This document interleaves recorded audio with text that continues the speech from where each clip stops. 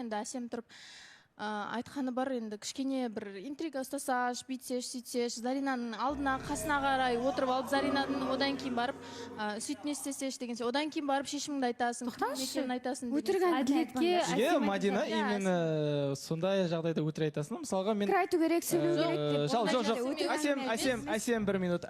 Егерде мен шын болса, мен шын деп айтам. Мен жасырмаймын, білесіз ғой. Өтірік болса, өтірік деп айтамын. Бұл енді Мадинаның бұл жерде айтып отқаны біріншіден өтірік, және де ешқандай неге ұйқасқа келмейді. Мадина? Жоқ, өтірік емес, өйткені мен ол жерде косметичкамды қойып жатқан болатын. Мына жерде екеуі сөйлесіп отырған, сол кезде айтылған әңгіме болатын. Енді мен по-любому енді естіген құлақта жазық жоқ дейді. Сол нәрсені естіп қалғаннан кейін осы жерде айтып отырмын да. Енді Заринаны ұштаға жіберіп, енді көріп жүрсіздер ғой, Заринамен кішкене билеп қалатыны бар, әділеттің сол жағынан кішкене интрига жасасаш деп Әсемнің айтып жатқаны бар. Сондай нәрсе. Одан кейін тағы бір сұрағым бар негізінде. Осыдан бір 2-3 апта бұрын әділет сен өтірік айтпасам, қателеспесем бір анаң келген кезде ма, бір анамның танысқысы келіп жүрген, таныстырыш деп жүрген бір қыз бар деп едің. Сол адам, сол қыз, сол қазіргі енді шығатын қыз ба, сен айтатын қыз ба, жоқ әлде екеуі екі бөлек адам ба деген сұрақ менде. Ондай тема болған жоқ. Осы жерде сен ортада отырып айтқан болатынсың, анамның танысқысы келетін бір қызы бар деп. Менің есімде толық солғай қалып қалған болатын. Одан кейін менде сұрақ болып қалды. Кеше бір тема болған, анашым звондаған, мені қатыстырмай қойсаңдар деп, пожалуйста. Мен соны теманы мен ешкімнен танысым келмейді, не істемейді. Мен ондай қазір сенің отношениеңді, сенің жағдайыңды ойлайтын жағдайы жоқ деді. Мен өзім жағдайымды ойлайтын, әділет мені мазаламай қойшы дегені бар.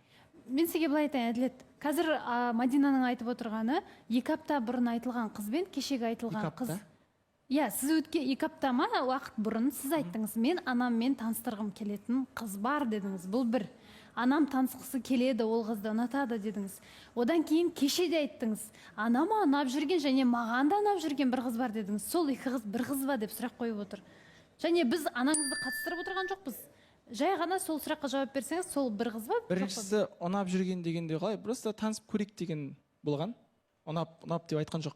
Танысып көрейік енді қалай болады екен деп. Сосын бір ситуациядан кейін шамалы бір түрлі болып қалғаны бар енді. Ал егерде бірақ яғни өткен жолы айтқан анаңыздың жаңа танысып көрейік дегені ол Айгүл болды. Солай ма?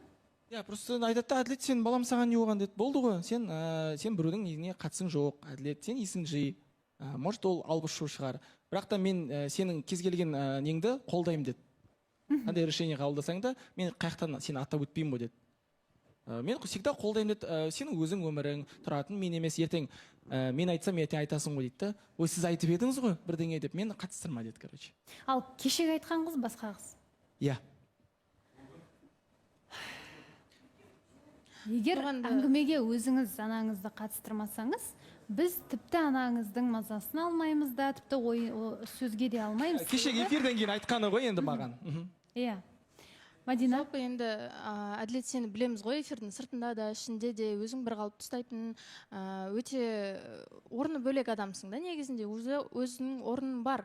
Сол жағынан бір жағынан да саған енді жақсы танитын адам болғаннан кейін өзіңе де айтам, мен байқап жүр, байқап аралас, адамдардың барлығын сене берме, осындай деп. Қыздар енді по-любому енді қу түлкі сияқты болады ғой, не дегенмен үндемей отырса да, енді по-любому қу түлкі сияқты болады. Содан кейін айттым мен, өзің таныстық бастағың келетін болса, ол адамды байқап көр деген сияқты айтқан болатын. Мен сол жағынан өзің осы шақта болды ғой, ситуация Айгүлмен де кішкене бір өзінің көңіліне алып қалып, расымен де жүрегі ауырып қалған сәттер болды. Әділеттің сондай жағдайға тап болып қалмашы деп мен саған. Мені уайымдамайық қой, сен Мадина өзіңді уайымда жүре ма? Қу түлкі деп мына жерде енді примерно маған айтып отырсың ғой, мен оны біліп отырмын. Сен өзіңе қабылдағаннан мен кінәлі емеспін, Әсем сен сияқты мен сыртта білгенімді істеп, біреумен кездесіп жүрген жоқпын.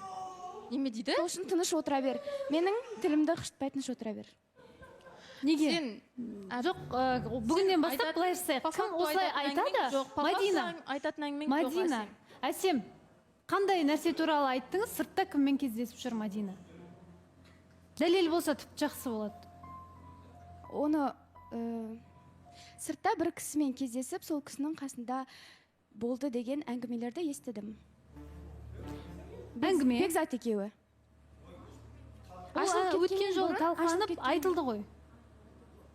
Ол ондай жер емес, баласы ханым, далада жүру бірдеңе деген нәрсе емес.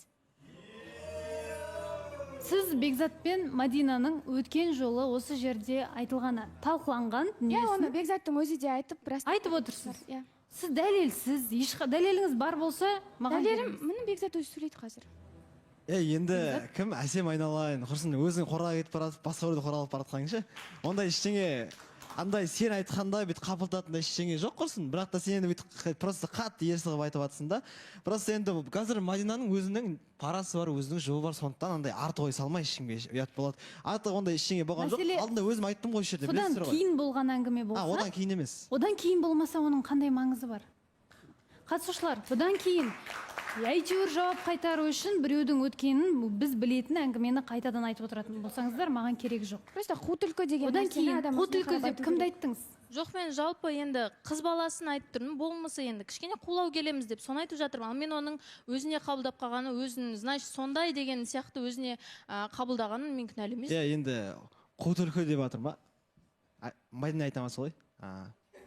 Негізі андай нәрсе ғой. Әділеттен сұрайыншы ұлпадан.